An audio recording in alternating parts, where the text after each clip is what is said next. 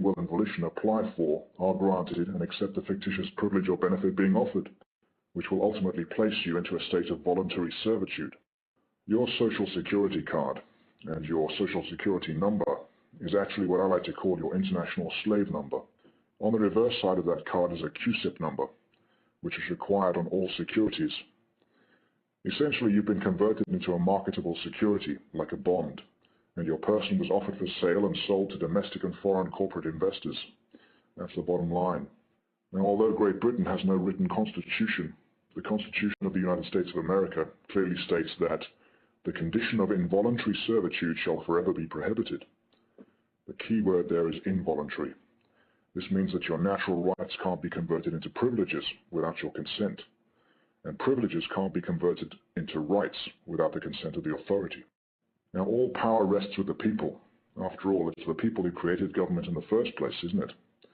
Since the created can't be any greater than the creator, it must follow that the government is something less than the creator, and must by its very nature be the creator's servant. Now, that is true until you voluntarily allow the servant to become your master, which is what most people have done to themselves. We've made public servants our masters.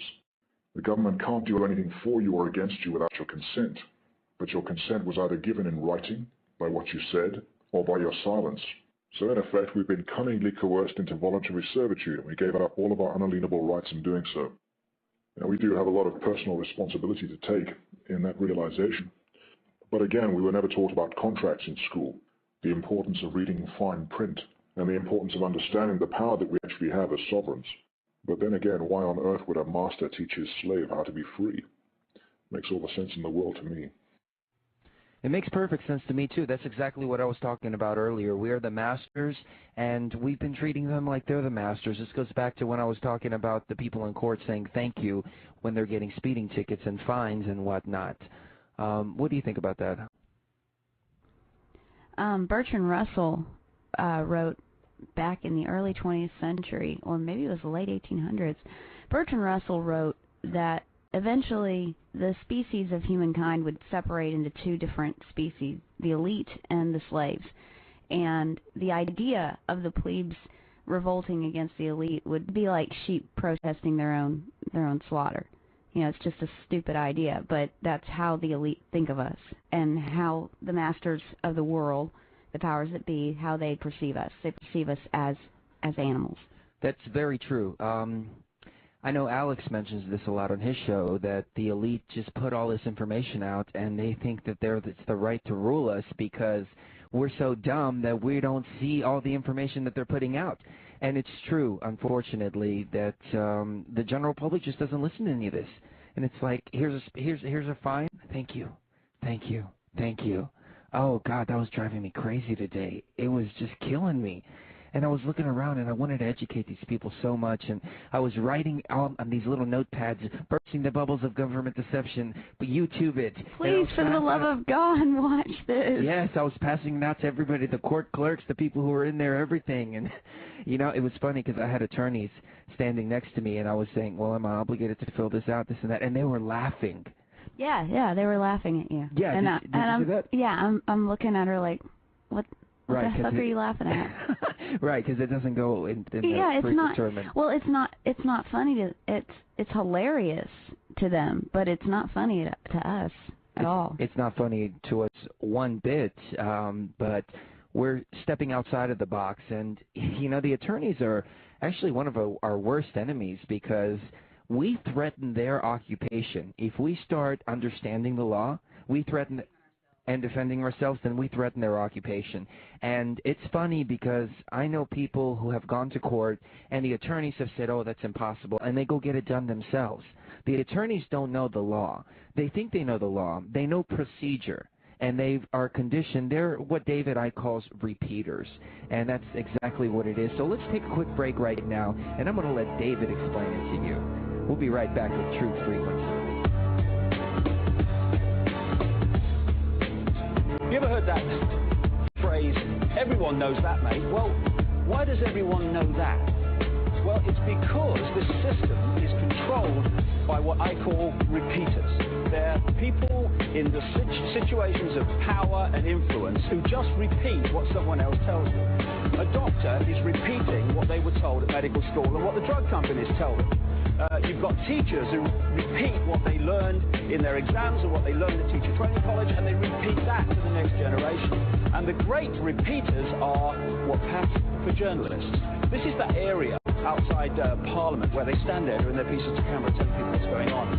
Here we have the crews waiting for the journalists to come across from Westminster and stand there and tell them what's happening in the world.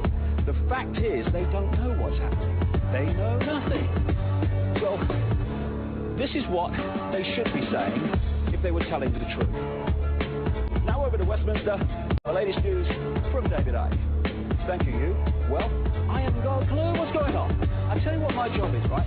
I wear a dark suit, not normally, but, you know, I'm playing here. And I come over from there, and I tell you what they told me is going on. And I deliver it as if I know what's going on, and it's really true. I've got a clue if it's true. But they tell me, and they wouldn't lie, would they? Would Tony Blair lie about what's really happening? Would George Bush, please? I'm a journalist, trust me. And so, what we call News You, what you get paid a lot of money for reading AutoCue about, is merely propaganda that they have told me and I tell you.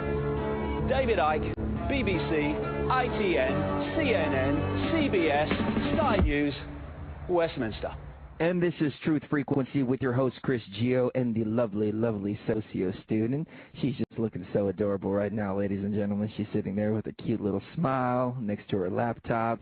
And anyways, I'll stop that. No, it's okay. You can keep going. Oh, thank you. No, I don't think the people want to hear that. Nah, we'll save that for later or after the show. Right. So, welcome back again to Truth Frequency, ladies and gentlemen. We are airing a pre-recorded interview with the Anti-Terrorist. As many of you know, he is very secretive about his identity, so the only way that he would agree to the interview is if we sent him the questions and he sent us back the audio, which actually, it's turning out really, really well so far. We were speaking about police encounters, going to court, and things like that. And one thing that he said, which really flattered me, was I asked him the question, how do you handle police encounters? And he said, well, that's your specialty there. So I think he's seen some of the videos that I put out and maybe read some of the posts that I've put out. So I'm really flattered about that. And if I can flatter him back for a moment, I got to say that I hear his voice in my head when I go when I go to court or when I get pulled over. I always hear that really cool anti-terrorist voice going, do not ask any questions. Do not answer any questions. Do not submit to authority. It's really cool. But it was like making me sick in there, you know. I don't want to talk about the court anymore. But he did answer the question, how do you handle yourself in police encounters, and who are these police officers? And he's got some very, very good insight on that. So let's go back to his answer on that question. The key aspect to keep in mind here is that you're dealing with another living soul. Of course, they have an agenda, and that agenda might not be in your best interest, but they're operating under certain assumptions and presumptions that have been conditioned into them during their training, and no doubt from practical experience in dealing with the darker side of humanity. I know from watching a couple of friends in the police service that their demeanor has changed since they joined the force. They're never off the job. They're constantly looking out for suspicious or criminal activity. And that's not healthy for any psyche. It makes you twitchy and distrustful eventually. We also have to remember that these men and women see the worst of society on a daily basis, which also can't put one in a relaxed, healthy state of mind. Combine that with the fact that, for whatever reason, one of us civilians will flip out every now and then and try and take down a few officers with us. They do a difficult job under great pressure, and they should be shown the appropriate respect. The other side of the coin, though, is that they answer to a corporation, and corporations have revenue to generate and shareholders who expect a dividend. Police officers have quotas, and this is a fact that's been confirmed to me by many officers who've written to me over the last couple of years.